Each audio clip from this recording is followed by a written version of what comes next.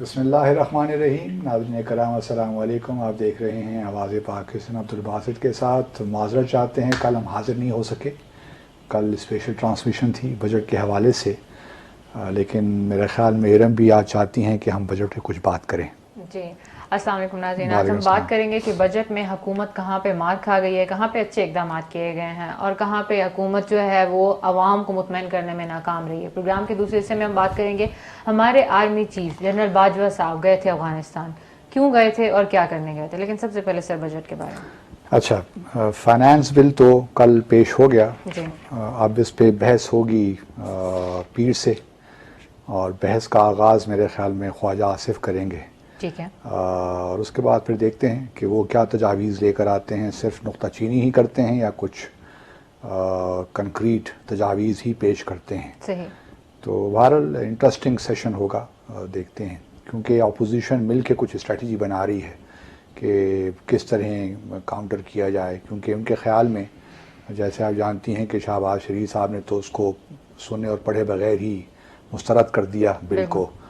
تو مجھے امید ہے کہ جو بھی ہوگا ایک تعمیری طور پہ تنقید ہوگی، اور اگر اس میں واقعی کوئی تبدیلیاں چاہیے تو وہ بھی ہو جائیں گی. ٹھیک ہے. اچھا، میں پرسوں، اس سے پہلے کہ میں مزید بات کروں بجٹ کے حوالے سے، پرسوں میں پاکستان یہ سروے جو ہر سال ایشو ہوتا ہے وہ پڑھ رہا تھا. کیونکہ حفیظ شیخ صاحب اس کو تھوڑا ایکسپلین کر رہے تھے، سروے آف پاکستان. مجھے بڑی حیرت ہوئی کہ اس سروے کے مطابق پاکستان میں گدھوں کی تعداد جو ہے وہ 55 لاکھ ہے. اچھا، بڑھ گئی ہے. حالانکہ بہت زیادہ نظر آتے ہیں، جی ہر جگہ نظر آتے ہیں. گئے کس نے؟ پہلے تو یہ سوال ہے. تو گدھے جو ہیں ان کی تعداد جو ہے صرف 55 لاکھ. میں تو بڑا پریشان ہو گیا کہ شاید گورنمنٹ فگرز کو فچ کر رہی ہے، صحیح. کیونکہ ہمیں تو ہر طرف نظر آ رہے ہیں. لیکن بہرحال کوشچن یہ ہے کہ یہ اچھی بات ہے کہ پچھلے ایک سال میں اس سروے کے مطابق گدھوں کی تعداد میں بہت اضافہ ہوا ہے پاکستان میں. کیا کیا جا سکتا ہے؟ ریسٹورینٹس تو پاکستان میں تعداد میں بڑا اضافہ ہوا ہے. اور انٹرسٹنگ بات یہ ہے کہ آپ مجھے یہ بتائیے کہ پاکستان کس نمبر پہ ہوگا؟ شاید دوسرے تیسرے پہ. بڑا اچھا گیس کیا آپ نے. اور پہلے نمبر پہ کون سا ہوگا؟ بھارت. اچھا. اب دیکھیں نا، یہاں پہ آپ کی جو ہے نا، ہماری جو ایک وہ ہوتی ہے وہ نظر آ گئی ہے ہماری. ہاں. اچھا، اب مسئلہ کچھ یوں ہے کہ جہاں گدھوں، اب ہمارے مطلب 22 کروڑ کی آبادی ہیں، تو اس میں گدھے جو ہیں وہ تقریباً 55 لاکھ ہیں. صحیح. گدھوں کی تعداد ہم میں سے نہیں، مطلب گدھے جو ہیں جی 55 لاکھ کی تعداد ہے. اور ہم دوسرے نمبر پہ ہیں. بالکل آپ نے ٹھیک فرمایا. ٹھیک. ہم سے اوپر بھارت نہیں ہے، بدقسمتی کے ساتھ یا خوش قسمتی کے ساتھ. گدھوں کا زیادہ ہونا تو اچھی بات ہے پاکستان میں، کیونکہ ہماری ایکسپورٹ بڑھ رہی ہے گدھوں کی. خاص طور پہ جو اس کی جو کھال ہے، چمڑی ہے، وہ بڑی کارآمد ہوتی ہے چین میں. تو سب سے زیادہ جو ملک گدھے جہاں پہ زیادہ ہیں وہ ہے ایتھوپیا. اچھا. ہاں، جہاں پہ بھوک ہے سب سے جہاں پہ ایتھوپیا میں تو حالات اچھے ہو گئے ہیں اب. ٹھیک ہے. بقدر ادر افریقہ کے کنٹریز کے. سب سے زیادہ جو تعداد ہے گدھوں کی وہ افریقہ میں ہے. وہاں پہ تقریباً 80 لاکھ کے قریب گدھے ہیں. صحیح. تو ہمیں بھی خوش ہونا چاہیے. اور ہمارے ہاں 55 لاکھ کے قریب ہیں. لیکن یہ تعداد پچھلے ایک سال میں بہت بڑی ہے. اگر میں حکومت کے سروے آف پاکستان میں شاید کوئی ٹائپو ہے، کوئی مسٹیک ہو گئی ہے پرنٹ کرتے وقت، کیونکہ کہتے ہیں کہ پچھلے سال صرف 2 لاکھ تھی اور اس سال 2 لاکھ سے 55 لاکھ ہو گئی. تو یہ فرق بہت زیادہ ہے. تو مجھے نہیں لگتا کہ، لیکن دوسری طرف دوسری چیز بھینسوں میں، گائے بکریوں وغیرہ کی جو تعداد وہی بہت اضافہ ہوا ہے. اچھا، ماشاءاللہ. مثال کے طور پر اگر آپ بکریوں کو لے لیں تو اس میں بھی 3 لاکھ سے تقریباً 31 لاکھ تک چلا گیا معاملہ. تو یہ بھی ایک جمپ ہے. تو میں یہ سوچ رہا تھا کہ ایک طرف تو یہ اتنی ہمارے ہاں اضافہ ہوا ہے کیٹل فارمنگ میں، لیکن گوشت مٹن اس طرح ہی مہنگا ہے، بیف بھی اس طرح ہی مہنگا ہے، چکن بھی اس طرح ہی مہنگا ہے، ملک بھی، دودھ بھی اس طرح ہی مہنگا ہے، بلکہ انفلیشن بڑھتا جا رہا ہے. اور پھر دوسری طرف تیل، آئل بھی سستا ہو گیا پچھلے دنوں. جب آئل مہنگا ہوتا ہے تو سب چیزیں مہنگی ہو جاتی ہیں. آئل سستا ہوا تو چیزوں پہ تو فرق نہیں پڑا، لیکن آئل کے علاوہ بھی اگر آپ دیکھیے تو جو سپلائی ہے وہ زیادہ ہوئی ہے سروے آف پاکستان کے مطابق، لیکن ان چیزوں کی قیمتوں میں کمی مارکیٹ میں نظر نہیں آئی. تو یہ مجھے تضاد سا لگ رہا ہے کہ کیا وجہ ہے. یا تو پھر ہم ایکسپورٹ بہت کر رہے ہوں، وہ بھی ہم نہیں کر رہے کیونکہ ہمارا سینیٹری اور phyto sanitary standards are so low کہ جو حفظان صحت کے معاملات ہیں وہ اس قدر خراب ہیں کہ باہر کی دنیا جو انٹرنیشنل اسٹینڈرڈز ہیں ان کے مطابق نہیں ہیں. تو باہر، اور یہ بھی یاد رکھیے جو پہلے بھی ہم کئی بار اپنے پروگرام میں ڈسکس کر چکے ہیں، کہ جو گوشت کی، حلال گوشت کی مارکیٹ ہے دنیا میں تقریباً 1 ٹریلین 1000 ارب ڈالر کی ہے. تو اس میں ہمارا شیئر بہت ہی کم ہے. آپ یوں کہہ لیجئے کہ اس میں سے تقریباً 30 40 50 ملین کے قریب ہے ہمارا. تو اس انڈسٹری کی طرف دھیان نہیں دیا گیا؟ ہم پہلے بھی دیکھیں، شاید ایک دفعہ کہہ چکے ہیں کہ اصل جو ناکامی میرے خیال میں اس بجٹ میں نظر آتی ہے وہ بنیادی طور پہ یہ ہے کہ جو ہماری اسٹرینتھس ہیں اس پہ اتنا فوکس نہیں کیا گیا. ایگریکلچر وغیرہ، ایگریکلچر ہماری اسٹرینتھ، مین اسٹے ہماری اقتصادیات کی کیا ہے؟ وہ ہماری زراعت ہے. بالکل 27 سے 30% جو ہے بی ڈی پی کا حصہ بھی وہاں سے آتا ہے. لوگ بھی بہت اس سے انوالوڈ ہیں. بالکل. اور پھر جو ہے اس وقت بھی اگر آپ دنیا کے حالات دیکھیے تو کرونا وائرس کی وجہ سے جہاں گلوبلائزیشن کی تو اپنے امپیریٹیوز ہوتے ہیں، لیکن اب دنیا تھوڑی سمٹ بھی رہی ہے، ڈی گلوبلائزیشن کی طرف بھی جا رہی ہے. اور لوگوں کے پاس چونکہ ان امپلائمنٹ بڑھ گئی ہے پاکستان سمیت دنیا بھر میں. مثال کے طور پر اس وقت امریکہ میں 40 ملین لوگوں نے فائل کیا ان امپلائمنٹ بینیفٹس کے لیے. 40 million, which is not a joke. ہمارے ہاں بھی مور اور لیس یہی صورتحال ہے. تقریباً پہلے اگر آپ کہہ لیجئے کہ 20 سے 25 ملین لوگ سطح غربت سے نیچے تھے تو اب ان کی تعداد ڈبل سے بھی شاید ٹرپل ہو گئی ہو، who knows. تو ہمارے ہاں بھی اب جو احساس ایمرجنسی پروگرام شروع کیا ہے تو ابھی تک تقریباً 121 بلین روپے بانٹ لیے گئے ہیں. لیکن اب وزیر اعظم نے کہا ہے کہ اس کو بڑھایا جائے مزید، اور تقریباً 10 ملین فیملیز جو ہیں ان کو دیا گیا ہے. تو اگر اس میں اور تھوڑا مزید آگے معاملات بڑھیں گے تو شاید کچھ لوگوں کو مل جائے. تو اصل ایک پرابلم تو اس بجٹ میں یہ ہے کہ اس میں جو ہماری ایگریکلچر ہے اور ایگرو بیسڈ انڈسٹری ہے اس پہ شاید اتنی توجہ نہیں دی گئی. اور کیونکہ میرا اپنا خیال یہ ہے کہ فوڈ پروسیسنگ میں جس طرح یہ گوشت کی مارکیٹ کو کیپچر کرنے کے لیے ضروری ہے کہ بالکل صفر پہ لے آئے سارے ٹیکسز گورنمنٹ، اور ان انڈسٹریز کو کھلی چھوٹ دے دے کہ باہر سے جو بھی مشینری منگوانی ہے خاص طور پہ فوڈ ریلیٹڈ، ایگریکلچر ریلیٹڈ، اس کو زیادہ. حالانکہ گورنمنٹ نے ایک بڑا اچھا اقدام بھی لیا ہے. انڈسٹریز میں بہت سی ایسی ٹیرف لائنز ہیں مینوفیکچرنگ سیکٹر پہ جہاں پہ بہت کم ٹیرف ڈیوٹیز ہو گئی ہیں، بہت کم، بعض میں تو ختم ہی کر دیا گیا ہے. مثال کے طور پر پاکستان میں جو موبائل پروڈیوس ہو رہے ہیں اس پہ اب کوئی ڈیوٹی نہیں ہوگی. تو یہ ایک اچھا اقدام ہے کہ پاکستان میں جو مینوفیکچرنگ ایریا ہے یا سیکٹر ہے اس میں جہاں کہیں بھی اس کو آپ پروموٹ کر سکتے ہیں آپ پروموٹ کریں. اور اس میں لگژری آئٹمز ہیں اس پہ انہوں نے بہت زیادہ بڑھا دیا، وچ از کریکٹ، کیونکہ پاکستان کو بہرحال اپنی انڈسٹری کو پروٹیکٹ کرنا ہے. کیونکہ اور پھر ایسنشل آئٹمز جو ہیں، اب دیکھیں سارا رجحان ایسنشل آئٹمز کی طرف ہوگا کیونکہ لگژری آئٹمز تو ہم افورڈ دنیا نہیں کر پا رہی نا سمیت پاکستان کے. تو ہمیں بنیادی طور پہ ایک فیلیور جو مجھے یہاں پہ نظر آیا ہے وہ یہ ہے کہ جو اسٹیمولس پیکج ہے ایک تو تھوڑا سا کم ہے کیونکہ انڈسٹری، ایگریکلچر سب پریشر میں ہیں. لیکن اب حکومت بھی کیا کرے کیونکہ جو پورا بجٹ ہے وہ تقریباً 7.3 ٹریلین آپ کہہ لیں ہے. ٹھیک ہے نا جی، 1 خرب 37 ارب کا وفاقی بجٹ ہے ابھی. نہیں 7 خرب 7 ٹریلین 7.3 ٹریلین آپ کہہ لیجئے. اس میں سے تقریباً 41% جو ہے نا، آپ سمجھ لیجئے کہ 3 ٹریلین سے کچھ زیادہ، 41% وہ چلا جائے گا ڈیٹ پہ جو آپ لوگوں نے قرضے لیے ہوئے ہیں. اس کے بعد تقریباً 1.2 یا 3 ٹریلین کے قریب چلا جائے گا آپ کے ڈیفنس پہ. اور ڈیفنس امپورٹنٹ ہے کیونکہ آپ اس کو نیگلیکٹ نہیں کر سکتے. 20% کتنے پرسنٹ بڑھا ہے اس بار؟ اس تھوڑا سا بڑھا ہے، زیادہ نہیں بڑھا. مطلب پہلے اگر 12 جو اوریجنل پروپوزل اگر تھی 12.7 میرے خیال میں تھی تو وہ کم 12.3 تھی تو اس کو 12.7 شاید کر دیا گیا. تو زیادہ نہیں بڑھا لیکن بہرحال اس میں بھی انکریز ہوا ہے. لیکن وہ انکریز اس لیے بھی ضروری ہے کہ پاکستان میں اس وقت جو ہمارے خطے کی صورتحال ہے وہ بڑی تباہ کن ہے، خاص طور پہ بھارت کے جو عزائم ہیں، پھر افغانستان میں جو ہو رہا ہے، تو وہ شاید ہماری ضرورت تھی. لیکن بہرحال 40% آپ کا ڈیٹ سروسنگ اور یہ ملا کے ہو جاتا ہے. بدقسمتی کی بات یہ ہے کہ اس بجٹ میں جو پی ٹی آئی کا اپنا ایک منشور ہمیشہ سے رہا ہے کہ ہم نے لوگوں میں انویسٹ کرنا ہے، وہ ہمیں کہیں نظر نہیں آیا. ایجوکیشن میں اور ہیلتھ میں دونوں ایریاز میں بہت ہی کم بجٹ ہے. یہ کہہ سکتی ہے حکومت، یہ کلیم کر سکتی ہے، کیونکہ اب یہ دونوں جو ہیں جو یہ وفاق کی ذمہ داری نہیں ہے.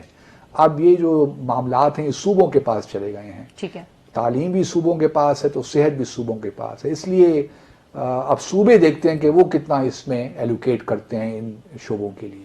تو یہ ایک لیکن بہرحال کوشچن یہ ہے کہ آپ نے ہائر ایجوکیشن پہ جو یونیورسٹیز آپ کے کنٹرول میں ہیں، جو آپ کے ہاں میڈیکل جو ہاسپٹلز ہیں فیڈریشن کے انڈر، اس پہ آپ نے کتنا خرچ کیا ہے، تو یہ کتنا آپ نے ایلوکیٹ کیا ہے، تو وہ اس حوالے سے بھی دیکھا جائے تو بہت ہی کم ہے. تو اس وجہ سے تھوڑی سی مجھے مایوسی ہوئی ہے کہ جو پی ٹی آئی کا اپنا اوریجنل ایک ایجنڈا ہے اس پہ وہ نہیں اسٹک کر سکے.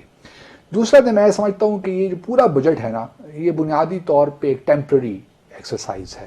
صحیح، اس کو چینج ہونا ہے. یہ چینج ہوگا اس میں، کیونکہ دیکھیے مثال کے طور پر یہ کہتے ہیں کہ ہم جو ڈیفیسٹ ہے، کرنٹ اکاؤنٹ ڈیفیسٹ ہے، چلے وہ میں مان لیتا ہوں کہ ٹریڈ آپ کی چونکہ ایکسپورٹس بھی کم ہے، امپورٹس کم ہوں گی ان اینی کیس، کیونکہ آپ کے پاس کچھ امپورٹ کرنے کے لیے ہے ہی نہیں، پیسہ ہی نہیں ہے، تو کیا امپورٹ آپ نے کرنا ہے. کرنٹ اکاؤنٹ ڈیفیسٹ تو چلے آپ $4.4 بلین تک اس کو رکھ لیں گے. پہلے بہت زیادہ تھا، کیونکہ پہلے $20 بلین تھا جب انہوں نے حکومت سنبھالی تھی. لیکن چونکہ انہوں نے ایکسپورٹس نہیں بڑھائیں، ایکسپورٹس تقریباً اتنی ہے $19-20 بلین کے قریب، لیکن امپورٹس کم ہوئی ہیں پاکستان میں، جس کی جو خرابی کا باعث بھی ہے، کیونکہ اس میں مشینری بھی شامل ہے جو آپ باہر سے امپورٹ کرتے ہیں، اور مشینری را مٹیریل جو آپ کی ایکسپورٹ بڑھانے کے لیے ضروری ہوتا ہے. تو اس لیے امپورٹ کی کمی بذات خود کوئی بہت بڑا کارنامہ نہیں ہے. اصل چیز یہ دیکھنی ہے کہ آپ نے جن چیزوں پہ جو چیز امپورٹ کی کم ہوئی ہے وہ کون سی چیزیں ہیں. ٹھیک ہے، اگر آپ نے چائنا سے سیب نہیں منگوایا یا لگزوریس آئٹمز، پنیر نہیں آیا، چیز باہر سے سوئٹزرلینڈ سے، تو وہ تو ٹھیک ہے، بات سمجھ آتی ہے. لیکن اگر آپ کی امپورٹ میں مشینری بھی کم ہوئی ہے، وہ را مٹیریل خام مال جو آپ کی ایکسپورٹ کے لیے ضروری ہے اس میں کمی ہوئی ہے، تو پھر آپ کو اگلے سال یقیناً آپ کی ایکسپورٹس بھی ہرٹ ہوں گی. دوسرا جو ایک پہلو اس پہ یہ ہے کہ اس میں جو گروتھ ریٹ رکھا گیا ہے وہ مطلب 2.1% کہہ رہے ہیں، جو کہ مجھے نہیں لگتا کہ پاسبل ہے. یہ سچویشن کو دیکھتے ہوئے کرونا وغیرہ کے ساتھ وہ یہی ہے. اور پھر دوسرا جو امپورٹنٹ چیز یہ ہے کہ انہوں نے ٹارگٹ رکھا ہے نا کہ ہم ریس کریں گے تقریباً 7 یہ جو ہے اپنا جو ان کا ٹیکس کا جو کلیکشن ہے وہ انہوں نے بہت زیادہ رکھ دیا. وہ تقریباً جس طرح سے اسکولوں پہ جو مہنگے اسکول ہیں ان پہ انہوں نے 100% ٹیکس بڑھایا ہے. وہ بڑھ چلے، وہ تو اچھا کیا، وہ تو بڑھا دیا. اس کا پھر یہ کون کنٹرول کرے گا کہ مہنگے اسکول بعد میں وہی بچوں سے کریں گے. آبویسلی ہمارے یہاں تو چیزیں امپلیمنٹ ہونا بڑا مشکل ہوتا ہے، لیکن جو ٹیکس کا جو ٹارگٹ انہوں نے رکھا ہے کلیکشن کا ڈائریکٹ کا، وہ بہت زیادہ ہے. میرا نہیں خیال کہ یہ پورا کر پائیں گے. $4 ٹریلین ہے. وہ اگر آپ دیکھیں نا، جب اکنامک ایکٹیویٹی نہیں ہوگی تو کس طرح آپ جنریٹ کریں گے. تو پھر تو مسئلہ اب یہی ہے کہ انڈائریکٹ ٹیکسز پہ ہی زور رہے گا. لیکن وہ تو کہہ رہے ہیں کہ انڈائریکٹ ٹیکسز پہ زور اس لیے نہیں رہے گا کہ ہم پروڈکٹس جو ہیں بیسک نیسیسٹیز ہیں ان کو ہم سستا کر رہے ہیں. سستا، لیکن دیکھیے نا ٹیلی فون پہ اس طرح آپ کے ہیں، اس پہ آپ کا ود ہولڈنگ ٹیکس انہوں نے کم کیا ہے کچھ چیزوں پہ، وہ ٹھیک ہے. اوور آل میں سمجھتا ہوں کہ بنیادی طور پہ بجٹ میں کوئی ایسا پرابلمز نہیں ہیں اس وقت لگ رہے، کیونکہ انڈر دا گیون سرکمسٹانسز. لیکن حکومت کا اب یہ کہنا کہ ہم نے یہ مطلب پرانی حکومتوں کو ہی اب وہ الزام دے رہے ہیں کہ ان کی وجہ سے جو انہوں نے قرضے لیے تھے ہم وہ ادا کر رہے ہیں. تو پھر ہر حکومت یہی کہتی ہے، آپ نے تو آتے ساتھ ہی 2 بار قرضے لے لیے. تو انہوں نے جتنے قرضے انہوں نے لیے ہیں 2 سال کے عرصے میں، وہ کسی پرانی پچھلی حکومتوں نے نہیں لیے. تو انہوں نے سارے پچھلے ریکارڈ توڑ دیے ہیں. چلیں ٹھیک ہے، مان لیتے ہیں ان کی بات، لیکن یہ عوام کے لیے کوئی خاص اس میں اس طرح ریلیف اس طرح نہیں ہے، کیونکہ حکومت کا پیسہ نہیں ہے. مثال کے طور پر جو گورنمنٹ سرونٹس ہیں ان کی سیلریز کو فریز کر دیا گیا، جو ریٹائرڈ پینشنرز ہیں ان کو بھی فریز کر دیا گیا IMF کے کہنے پہ. اور ٹھیک ہے ابھی سرکاری جو ملازمین ہیں ان کی تنخواہیں بھی نہیں بڑھی، پینشنز کی بھی کوئی اضافہ نہیں ہوا. ایک لحاظ سے چلیں. لیکن سر جو اضافہ نہیں ہوا وہ جو رقوم ہے اضافی رقوم، کیا ان کو بیسک نیسیسٹیز کی طرف شفٹ کر کے اور ان چیزوں کو سستا کیا جا سکتا تھا؟ نہیں، وہ اتنی رقم وہ اس میں لگائے نا احساس پروگرام میں، تاکہ جو بالکل ڈیلی ویج ارنرز ہیں یا جو بالکل وہ طبقہ ہے جو بالکل بیچارہ اس وقت دب گیا ہے، اس پہ خرچ ہو جائے تو بہتر ہے. چلیں گورنمنٹ سروس کچھ نہ کچھ تو ان کو مل ہی رہا ہے نا، تو اگر ایک سال انکریز نہیں بھی ہوتا تو قیامت نہیں آ جائے گی، پھر نہ کہیں سے گزارا ہو ہی جائے گا الحمدللہ. تو اس وجہ سے جو بجٹ اوور آل ہے، میں ذاتی طور پہ یہ سمجھتا ہوں کہ جو ہے یہ ٹیمپرری ہے جب تک کورونا وائرس کی سچویشن کلیئر نہیں ہوتی، کیونکہ ساری ہماری اکنامک ایکٹیویٹی اس کے ساتھ لنکڈ ہو گئی ہے. اور جب تک وہ صورتحال جب تک واضح ہوگی 3 4 5 مہینے میں، تو ایک اور منی بجٹ کا ہمیں انتظار باہر کرنا پڑے گا. جی ناظرین، وقت ایک شارٹ بریک اور اس کے بعد واپس آ کے ہم بات کریں گے ہمارے جو آرمی چیف ہیں ان کا دورہ افغانستان کے بارے میں.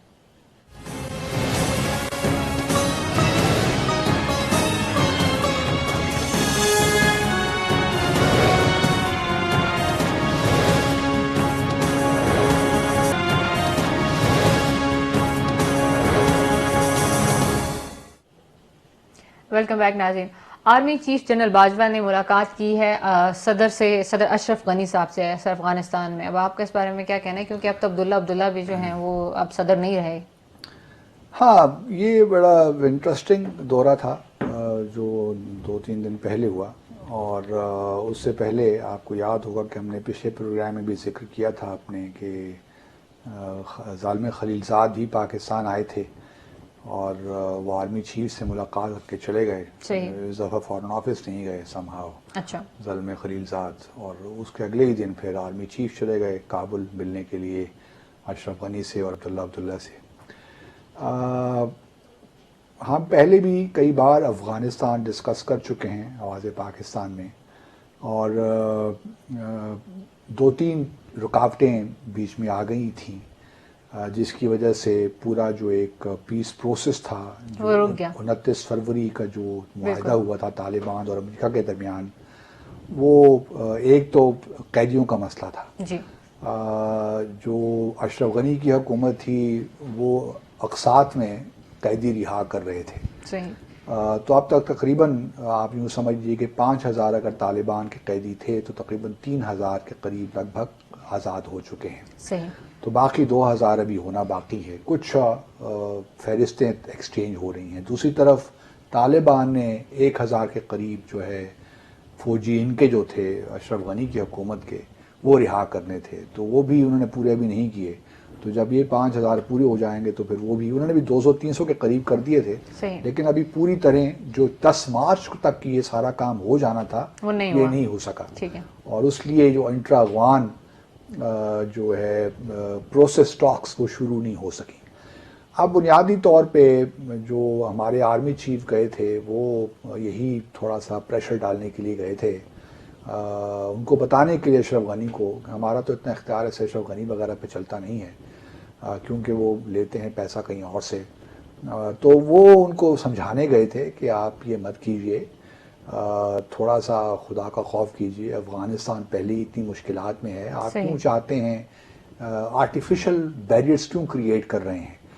اگر آپ جلد نہیں کریں گے تو پھر مزید پرابلمز افغانستان میں بڑھیں گے. تو پاکستان کی خواہش تو یہی ہے کہ جس قدر جلد ہو تمام جو افغانز ہیں وہ ایک مذاکرات کی میز پہ بیٹھیں اور ایک مصالحتی پروسیس شروع کریں، کیونکہ پاکستان کے بھی حق میں اور ہمارے مفاد میں بھی یہی ہے. ہم پچھلے کئی دہائیوں سے جو افغانستان میں سول وار ہے اس کی وجہ سے ہم اپنا جو پوٹینشیل ہے صحیح معنوں میں اس کو ریئلائز نہیں کر پا رہے، اس کو ہم اچیو نہیں کر پا رہے. کیونکہ ہم دیکھیں اگر ہم تعلقات رکھنا چاہتے ہیں افغانستان سے، سینٹرل ایشیا سے، ٹاپی کا جو پروجیکٹ ہے وہ کہیں نہیں جا رہا، کاسا 1000 کا پروجیکٹ ہے وہ کہیں نہیں جا رہا. There are so many issues. Afghanistan میں اگر امان آتا ہے تو پاکستان کے لیے تو بہت سی راہیں کھل جاتی ہیں، لیکن بدقسمتی کے ساتھ کیونکہ بھارت نہیں چاہتا کہ وہاں پہ اسٹیبلٹی آئے تو وہ اپنا پورا زور لگا رہا ہے. تو آرمی چیف کا جو تھا بنیادی مقصد یہی تھا اشرف غنی کو اور عبداللہ جو کہ اس وقت جو ہائی کونسل فار ٹاکس ہیں، امن کونسل جو ٹاکس میں لیڈ کرے گئی افغان گورنمنٹ کی سائڈ سے وہ عبداللہ ہوں گے. تو ان کو بھی بتانے کی کوشش کی کہ اگر آپ نے مصالحتی امن شروع کرنا ہے تو آپ جلدی جو قیدیوں کا معاملہ ہے اس کو تو فوراً نپٹائیے نا, اس کے بعد پھر ہم طالبان سے بھی ہاتھ جوڑ کے کہیں گے کہ یار بس اب جائیے, باقی باتیں بعد میں ہو جائیں گی. اچھا, اس میں امپورٹنٹ چیز یہ ہے کہ دیکھیے ابھی جو ہے 8,400 کے قریب یو ایس آپ کہہ لیے ٹروپس رہ گئے ہیں. 13,000 تھے تو پچھلے کچھ ماہ سے امریکہ وڈرا کر رہا ہے. 20-21 مئی تک وہ ہے جو امریکہ نے کہا ہے کہ ہم سارے ٹروپس یہاں سے نکال لیں گے اور جو 5 ایئر بیسز ہیں وہ بھی ہم خالی کر دیں گے. لیکن مجھے ابھی بھی میں اپنی اس پرانی اسیسمنٹ میں قائم ہوں کہ یہ جو مذاکرات کا سلسلہ چلے گا اس سے نکلنا کچھ نہیں ہے. اس کی 3 بنیادی وجہ ہیں. ایک تو دیکھیے سیز فائر, پہلے تو سیز فائر ہونا چاہیے افغانستان کے حکومت کے درمیان اور طالبان کے درمیان, جو کہ نہیں ہوا, جو کہ ابھی تک پاسبل نہیں ہے, جو کہ مذاکرات کا حصہ ہوگا کہ سیز فائر اگر کرنا ہے تو کس طرح کرنا ہے. اس کے بعد جو اور سیز فائر ابھی عید کے دنوں میں کیا تھا, طالبان نے ایک طرفہ طور پہ اعلان کیا تھا کہ ہم سیز فائر کا اعلان 3 دن کے لیے کرتے ہیں, جو انہوں نے کر دیا. اس کے بعد اب سیز فائر مکمل طور پہ ہوتا ہے کہ نہیں ہوتا, that is to be seen. ایک تو یہ بڑی امپورٹنٹ بات ہے. دوسری طرف جو ہے باقی جو باتیں ہیں, کانسٹیٹیوشن چینج ہو, اسلامک ایمریٹ آف افغانستان ہو, خواتین کے کیا حقوق ہوں, یہ وہ چیزیں ہیں جس پہ طالبان کی ایک نظریاتی پوزیشن ہے. ابھی سننے میں یہ آ رہا ہے کہ طالبان کے اندر بھی بہت سے ایسے ایلیمنٹس ہیں جو نہیں چاہتے کہ افغانستان کی حکومت کے ساتھ کوئی مذاکرات ہوں. ان کا خیال یہ ہے کہ اگر آپ مذاکرات کریں گے تو جو آپ کے فٹ سولجرز ہیں, جو طالبان کے تقریباً 40-50 ہزار آپ یوں کہہ لیجیے کہ فٹ سولجرز ہیں, وہ بالکل چونکہ وہ آپ کے ساتھ اگر جڑے ہوئے ہیں تو ایک نظریے کی وجہ سے جڑے ہوئے ہیں. ان کو اگر حکومت چاہیے تو اس لیے چاہیے کہ وہ اسلامی شریعت وہاں پہ نافذ کرنا چاہتے ہیں, جو وہ سمجھتے ہیں اسلامی شریعت, جو ان کا کانسیپٹ ہے, جو ہم نے 1996 میں بھی دیکھا. اب اس میں بہت سے گروپس آ گئے ہیں, اب اس میں اور بھی پلیئرز آ گئے. مثال کے طور پر کل میں ایک آرٹیکل پڑھ رہا تھا تو اس میں ایران بھی کود پڑا ہے, اور ایران نے کچھ طالبان کو جو ایک حزب ولایت اسلامی ایک بنائی ہے, ایران نے اس کو سپورٹ کیا ہے. وہ طالبان کا ایک اسپلنٹر گروپ ہے جنہوں نے جا کے ایران کے ساتھ جو فنڈنگ لے رہے ہیں. اسی طرح افغانستان گورنمنٹ کے اندر بھی جو ہیں کچھ طالبان کے فیکشنز ہیں, ان پہ پیسہ وہ خرچ کر رہے ہیں انڈیا کے تھرو, تاکہ طالبان کو اندر سے ویک کیا جائے. اور جب طالبان اندر سے ویک ہوگی تو اس پہ پریشر ڈلے گا کہ وہ مذاکرات میں تھوڑی سی فلیکسیبلٹی دکھائے. یہ بنیادی طور پہ سب کھیل ہو رہا ہے. اور کوشش یہی کی جا رہی ہے کہ افغانستان کی جو حکومت ہے, جو کہ الیکشنز اب ہو گئے ہیں, اشرف غنی کو عبداللہ نے ہی مان لیا ہے, تو اب یہ 5-6 سال کے لیے اشرف غنی رہیں گے پریزیڈنٹ. مین وائل طالبان کو اندر سے تھوڑا سا کمزور کریں اور ایک قسم کا نیریٹو بنائیں کہ طالبان پہ پریشر بلڈ ہو. اور طالبان پہ جب پریشر بلڈ ہوگا تو یہ خود بخود تھوڑی بہت فلیکسیبلٹی شو کریں گے. اور چونکہ آج کا افغانستان 1996 کے افغانستان سے مختلف ہے تو ممکن ہے کہ یہ پریشر کام کر جائے. لیکن میں ابھی تک اپنی اس اسیسمنٹ پہ قائم ہوں کہ افغانستان میں ایک سول وار ہوگی. یہ جو مذاکرات ہے, یہ طالبان کو بھی معلوم ہے کہ وہ کہاں کھڑے ہیں, وہ بھی ٹائم گین کرنا چاہ رہے ہیں. جب ایک دفعہ یو ایس میں انتخابات ہو جاتے ہیں, نہ معلوم کون آتا ہے, آیا پریزیڈنٹ ٹرمپ ری الیکٹ ہوتے ہیں یا جو بائیڈن ہیں, کچھ پتہ نہیں ہے ابھی بھی. جو بائیڈن ابھی کچھ کہا نہیں جا سکتا. جب 2016 میں بھی انتخابات ہو رہے تھے تو ہم سب کہہ رہے تھے ہلیری کلنٹن جیت جائیں گی, تو یہ بھی ٹرمپ نے سرپرائز دیا ہے سب کو. تو ابھی بھی کچھ کہا نہیں جا سکتا. ٹرمپ ٹھیک ہے, بہت سے مسائل ہو گئے ہیں, لیکن بہت سے لوگ ابھی بھی ٹرمپ کے حق میں جو بلیک اور وائٹ کی ڈیویژن آئی ہے اس سے ٹرمپ کو فائدہ ہوگا ان مائی ویو. تو ٹرمپ نے بڑی گیم کھیلی ہے وہاں پہ. وائٹ سپریمیسٹ جو ہے اس کی وہ, ہاں, جو ایونجلیکلز ہیں یا سپریمیسسٹ ہیں, تو یہ سارے لوگ وہ ہیں جو اکٹھے ہو جائیں گے جس طرح بھارت میں ہوتا ہے. وہ جو انتہا پسند ہندو ہیں وہ اکٹھے ہو جاتے ہیں, 30-31 ووٹ لے کر وہ بی جے پی کو جتا دیتے ہیں. حالانکہ میجورٹی اکثریت تو بی جے پی کے ساتھ نہیں ہے. لیکن چونکہ باقی سارا ووٹ تقسیم ہے اس لیے بی جے پی کو پاور مل جاتی. چونکہ یہاں پہ سسٹم ڈفرینٹ ہے, پریزیڈینشیل فارم آف گورنمنٹ ہے, یہاں پہ ذرا انتخابات ذرا ڈفرینٹ طریقے سے ہوتے ہیں امریکہ میں. لیکن بہرحال لگتا کچھ یہی ہے کہ مقابلہ ٹف ہوگا, کیونکہ جو بائیڈن کے متعلق بھی بہت سی چیزیں ہیں جو سامنے آ رہی ہیں, اس کے بیٹے سے متعلق کاروبار جو یوکرین میں ہے کہ اس نے کیا کیا, تو اور بہت سی چیزیں ابھی آئیں گی سامنے. تو اس لیے قطعی طور پہ کچھ نہیں کہا جا سکتا کون الیکشن جیتے گا. اور پھر اس کے بعد کیا افغانستان کی بھی سچویشن کس طرح اس سے ریلیٹ ہوتی ہے. جو بائیڈن مختلف بیک گراؤنڈ سے آئیں گے. اوباما اگر آپ کو یاد ہو تو پہلے بالکل نکلنا چاہتے تھے, پھر انہوں نے اسٹیبلشمنٹ کے کہنے پہ سرچ کیا, ایک دم فوجوں کو 50,000 سے 1,40,000 تک لے گئے, پھر وڈرا کرنا شروع کیا. تو یہ پیٹرن ایک رہا ہے. امریکی جو اسٹیبلشمنٹ ہے کم از کم وہ نہیں چاہے گی کہ افغانستان سے امریکی فوج نکلے, لیکن وہ میرا اپنا خیال ہے کہ طالبان کے ساتھ زیادہ کمفرٹیبل بھی فیل کریں گے اگر طالبان ٹیک اوور کر لیتے. ان کو طالبان کے ساتھ ڈیل کرنے میں کوئی مسئلہ پیدا نہیں ہوتا.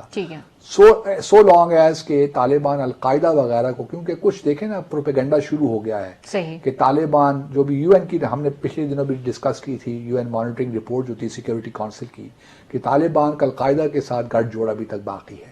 تو یہ بھی ایک نیریٹو ہے جس کا کوئی ثبوت نہیں ہے, کیونکہ امریکیوں کو یہ معلوم ہے کہ طالبان جو کمٹمنٹ کر دیتے ہیں اس کو پورا کرتے ہیں. اس لیے امریکنز پرہیپس اگر ٹرمپ جیت جاتے ہیں تو وہ طالبان کے ساتھ زیادہ کمفرٹیبل فیل کریں. اور how situation pans out we really do not know. ناظرین ایک شارٹ بریک اور اس کے بعد لیں گے آپ کی لائیو کالز.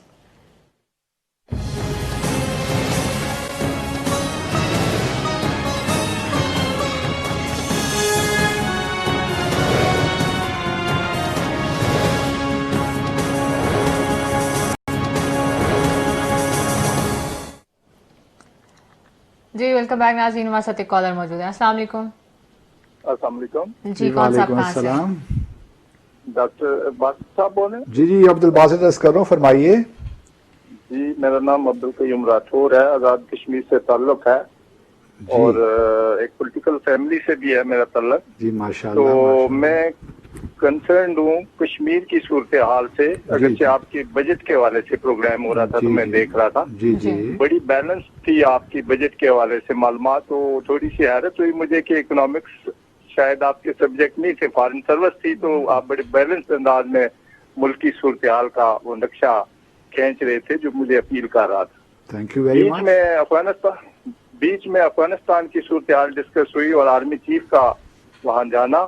تو میں کل پرسوں سوچ رہا تھا کہ آرمی چیف کا جانا وہاں کس سینس میں ہوتا ہے. کبھی یہ پینٹاگون میں بھی آرمی چیف جاتے ہیں, کبھی جب تھریٹ ہو انڈیا سے تو پاکستان کے آرمی چیف وہاں جا کے کرکٹ ڈپلومیسی کے حوالے سے کانا پھوسی کرتے ہیں راجیو گاندھی سے کہ ان کی تھریٹ کے بغیر وہ نہیں مسئلہ حل ہوتا تھا. تو کیا آپ کی جو فارن سروس کے لوگ اس کو فلفل نہیں کر سکتے کہ آرمی چیف کا ہی انوالو ہونا وہاں ضروری ہے, یا ملک کی لیڈرشپ میں اتنی وہ لیڈرشپ کا فقدان ہے کہ جس کی وجہ سے یہ کنٹرول نہیں کر رہے ہیں ساری صورتحال ڈپلومیسی کے اس فرنٹ سے. اور اب تو پاکستان ایٹمک پاور ہے, اور ڈاکٹر اے کیو خان جب شروع کیا تھا پروگرام تو میں چھوٹا بچہ تھا, بھٹو صاحب نے فارورڈ کوٹا میں ایک تقریر تھی کہ کلاڑیوں ڈاٹیوں سے جنگ نہیں لڑی جا سکتی, اس کے لیے اسلحہ چاہیے اور ہم کام کر رہے. وہ سارے پروسیس کمپلیٹ کرنے کے باوجود پاکستان ایٹامک پاور ہے, تو پھر اتنے کمزور کیوں ہیں کہ ابھی بھی جا کے منت کریں گے فلاں کی. اور یہ کیا اس کی کوئی مجھے آپ راجہ عبدالقیوم صاحب بہت شکریہ آپ کی کال کا, بلکہ آپ نے سوال کے اندر خود ہی جواب دے دیا کہ اب ہم اس پہ اور کیا مزید تبصرہ کریں. بنیادی طور پہ دیکھیے ایک ہمارا ایک بدقسمتی کے ساتھ پچھلے کچھ سالوں سے, دہائیوں سے بلکہ, جو ہمارے سویلین انسٹیٹیوشنز ہیں وہ بہت کمزور ہو چکے ہیں. اور چونکہ یہ سیکیورٹی ریلیٹڈ معاملات ہیں تو اس میں بہرحال فوج کا جو اسٹیک ہولڈرز ہیں ان کا انوالو ہونا بہرحال ضروری ہے. اگر فارن آفس بھی ان سے انپٹس لیے بغیر آگے نہیں بڑھ سکتا. بالکل, جہاں پہ اس ملاقات میں جو خصوصی نمائندہ برائے افغان تھے وہ بھی تو اس وجہ سے یہ ہمارا ایک ہے معاملہ. ابھی ہم اس راہ پہ گامزن ہیں جہاں سول ملٹری ریلیشنز میں ایک بیلنس. اب دیکھیں نا, مثال کے طور پہ ایک اور مثال آپ کو دیتا ہوں. کل جو فائنانس بل پیش ہو رہا تھا تو اس میں وہ حماد اظہر صاحب فوج کا شکریہ ادا کر رہے تھے اچھا کہ جی آپ نے ہماری بات سنی اور آپ نے بجٹ میں زیادہ ایز اف کہ فوج کوئی حکومت سے الگ چیز ہے. مجھے آج تک یہ بات کوئی سمجھ نہیں آتی کہ ہمارے حکومت ادارے ہی ہیں جو خود ہی اس کو حکومت الگ دیکھیے کرتے ہیں. فوج بھی حکومت کا حصہ ہے, اسی کا ایک ادارہ ہے. تو یہ کیوں بار بار حکومت اس کے قسم انڈر رہ کے انڈر کام رہتے کرتی ہیں؟ ہے. تو یہ لوگ کیوں نہیں بار سمجھ بار رہے؟ ہماری اپنے سیاستدان یہ امپریشن دینے کی کوشش کرتے ہیں کہ فوج کوئی الگ ایک ادارہ ہے, اس کا حکومت سے کوئی تعلق نہیں ہے. صحیح میں آج تک اس بات کو نہیں سمجھ, حالانکہ فوج کو یہ بات بھی اچھی نہیں لگتی, مجھے پتا ہے اس بات کا. صحیح فوج نہیں چاہتی کہ آپ اس کو ایک الگ ادارے کے طور پہ پیش کریں کہ وہ حکومت کا حصہ نہیں ہے. لیکن بدقسمتی ہمارے پالیٹیشنز کی کہ وہ ایسی بات کر جاتے ہیں کہ وہ جو نیریٹو ہمارے دشمن چاہتے ہیں وہ ری انفورس ہو جاتا ہے. تو یہ کل ایک میں سن رہا تھا تقریر جب ان کی, تو مجھے بڑی حیرت ہوئی کہ یار یہ کیا کہہ رہے ہیں. چلو ان کو میسج چلا گیا, آپ چلیں خدا کیا کرے کہیں, کال لیتے ہیں. السلام علیکم. ہیلو السلام علیکم. جی السلام علیکم. جی وعلیکم السلام. کون صاحب؟ حسین. جی فرمائیے کیا کہنا چاہتے ہیں. آپ یہ جو ایک اللہ کی طرف سے بیماری جو آئی ہے اس میں تو غریب انسان تو بالکل ہی سر میں ٹوٹ چکا ہے. بالکل ٹھیک کہا عظیم صاحب آپ نے, اور صرف یہ کرونا وائرس نہیں ہے بلکہ ٹڈی دل کا معاملہ بھی چل رہا ہے. اس پہ بھی ہوپ فلی حکومت نے کچھ 10 ارب روپے رکھے ہیں اس سے نبٹنے کے لیے. ایک اور مجھے بڑی انٹرسٹنگ بات یاد آئی ابھی بات کرتے کرتے کہ یہ ناظرین کی دلچسپی کے لیے کہ یہ 1 جولائی کو کیوں ہمارا فسکل ایئر شروع ہوتا ہے. کبھی آپ نے سوچا ہے؟ نہیں, کیوں؟ بس کبھی نہیں. میں مطلب آدھا سال گزر گیا, آدھا سال باقی ہے. 1 جولائی سے کیوں شروع ہوتا ہے ہمارا فسکل ایئر؟ کچھ خاص وجہ نہیں ہے. ہر ملک کا اپنا اپنا سسٹم جب دل کیا لگا جب ہمارا ایشو اس لیے شاید وجہ ایک ہو سکتی ہے صحیح کہ ہمارا چونکہ اسٹیٹ بینک آف پاکستان نے جو کام شروع کیا تھا اپنا 1 جولائی 1948 سے کیا تھا. ٹھیک ہے, تو میرے خیال میں وہ ایک وجہ ہے. کچھ لوگ اور بھی وجوہات دیتے ہوں گے, لیکن مجھے جو تھوڑا بہت معلوم ہے کہ 1 جولائی سے اسٹیٹ 1940 مئی میں قائد اعظم رحمۃ اللہ علیہ نے اس کی بنیاد رکھ دی تھی, لیکن کام آپریشن جب ہوا شروع وہ 1 جولائی سے ہوا. تو شاید یہ بھی وجہ ہو سکتی ہے. ٹھیک ہے. کالر ہمارے ساتھ. السلام علیکم. ہیلو. السلام علیکم. جی وعلیکم السلام. عبدالباسط صاحب, میں ارشد بات کر رہا ہوں راولپنڈی سے. جی ارشد صاحب فرمائیے. اچھا, سب سے پہلے تو بات اس طرح ہے کہ اگر ہم نیوزی لینڈ کی طرز کا اگر 15 دن کا ہم لاک ڈاؤن کر دیں اور حکومت کر دے ہمارا, جی آج اس طرح 12,000 روپے حکومت نے غریب لوگوں کو دیے تھے, اگر اس وقت مکمل طور پہ پہلے سے بتا دیا جاتا لوگوں کو کہ ابھی اس سے آگے 15 دن ہم نے لاک ڈاؤن کرنا ہے اور پولیس کے ذریعے اور باقی جو ہمارے ادارے ہیں فوج اور ان کے ذریعے سخت لاک ڈاؤن کرایا جاتا, عوام کو SOPs پہ عمل کرایا جاتا, تو ہو سکتا ہے کہ یہ حالات ابھی کافی سارے بہتر ہوتے جو آج ہو رہے ہیں. اور تو ارشد صاحب راولپنڈی میں لوگ SOPs پہ عمل کر رہے ہیں. اگر یہ کر دیں تو ایسے لوگوں کو موٹیویٹ کر دیں, ہم اپنے اپنے محلے کے اندر جو غریب لوگ ہیں ان کو ہم ان کی مالی مدد کر کے 15-20 دن کے لیے اگر ہم مکمل طور پہ ادارے بھی بند کر دیں اور لاک تو ڈاؤن ارشد کر دیں. صاحب آپ ہمیں یہ تو بتائیے کہ بہترین راولپنڈی میں SOPs پہ لوگ عمل کر رہے ہیں. میں خود تو کر رہا ہوں الحمدللہ. میں اپنے گھر میں بہت زیادہ اور بہت مکمل SOPs پہ عمل کر کے میں تھینک یو ارشد. اب دیکھو WHO نے تجویز پیش کی ہے نا کہ 2 ہفتے ذرا لاک ڈاؤن میں ریلیکسیشن کر دیجیے اور 2 ہفتے لاک ڈاؤن مکمل کر دیجیے, طرح کی چیز لگا دیں کی طرح WHO نے تو. لیکن ہماری حکومت نے پرائم منسٹر صاحب کہتے ہیں نو وے, کیونکہ ہمارے یہاں غریب مریں گے, یہ ہوگا وہ ہوگا. ایک بات ان کی بھی ٹھیک ہے ایک لحاظ سے. تو اب برازیل میں دیکھیے یہ جو بولسونارو صاحب پریزیڈنٹ صاحب ہیں وہ ڈٹ گئے ہیں, حالانکہ اس وقت ہائیسٹ ریٹ ہے وہاں پہ امریکہ کے بعد ڈیتھ کا, تو لیکن وہ کہتے ہیں نہیں ہے کہ عام سی فلو کی چیز ہے, ڈرائی نہیں ہمیں. صحیح. ناظرین ہم امید کرتے ہیں آپ کو ہمارا آج کا پروگرام پسند آئے گا. انشاءاللہ آپ سے کل ملاقات ہوگی. برائے مہربانی گھروں سے غیر ضروری باہر مت جائیں اور ایک دوسرے سے مناسب فاصلہ رکھیں. اللہ حافظ. پاکستان زندہ باد.